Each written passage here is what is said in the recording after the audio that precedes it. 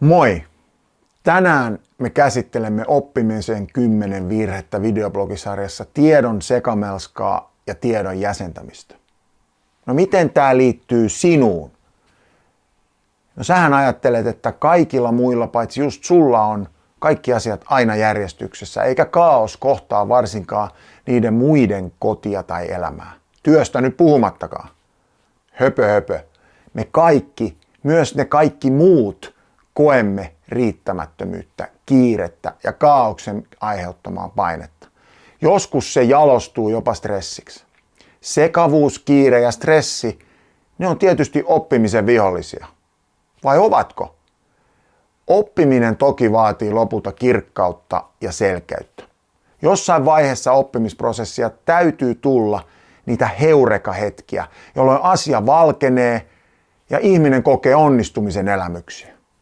Tämä oppimisen ja oivaltamisen palkkiohetki tuottaa sun aivoissa dopamiinivasteen ja on tutkimusten mukaan jopa addiktoivaa, kuten kaikki dopamiinia tuottava toiminta. Sekava ja vaikea asia täytyy ymmärtää ja lopulta jäsentää hallittavaksi kokonaisuudeksi. Tämä ei kuitenkaan tarkoita sitä, että kaiken tarvitsee alusta alkaen olla järjestyksessä ja helppoa. Tietty sekavuus ja asioissa hyppiminen, se voi olla hyväkin asia pysyvän muistijäljen kannalta, jos lopulta saa muodostettua jäsennetyn kokonaisuuden siitä asiasta. Mielen sisäinen prosessi, jossa sekavasta ja vaikeasta tulee selkeätä ja yksinkertaista, se on muistin kannalta kaikista paras oppimisprosessi. Jos sä kuvittelet oppivas jonkun asian niin, että ensimmäisen kerran asiaan tutustuttua sä oot muodostanut pysyvästi loogisen kokonaisuuden sun mieleen, silloin sä oot todellinen oppimisen superyksilö. Todellisuudessa tämä prosessi vaatii aina kertaamista usealla eri tavalla, kokonaisuuksien järjestämistä, sitä tiedon käyttämistä ja hahmottamista. Ihmisen hallitsevin aisti, se on näköaisti. Käytä tätä tietoa hyväksesi oppimisessa ja muistin auttamisessa. Joidenkin tutkimusten mukaan sellainen materiaali, jonka opiskeluun liittyy kuva, se jää mieleen 6 kertaa paremmin kuin vain kuultu asia tai muu pelkästään kielellinen materiaali.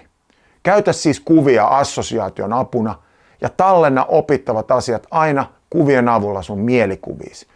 Nimittäin ne mielikuvat, ne on sun aivoille yhtä todellisia kuin oikeatkin kuvat. Ratkaisu sekavuuden ongelmaan on se, että sä otat ensin asiat haltuun pieninä paloina. Sitten sä yhdistelet niitä paloja sitä mukaan, kun sä koet, että sä oot ymmärtänyt ne. Oivalluksen hetki, se on oppimiselle ja muistijäljelle erittäin tärkeä. Luo kokonaiskuva vaikka isolle lakanalle tai flappitaululle. Kirjoita asioista tiivistelmä, pretsi tai PowerPoint-esitys. Sitten kun sä koet, että se kokonaiskuva asiasta on valmis. Ja kuten mä oon ennenkin korostanut, niin oppimisen viimeistelee se, että sä opetat sen asian muille. Kiitos. Mä oon sun oppimisvalmentaja Tuomo Loukomies.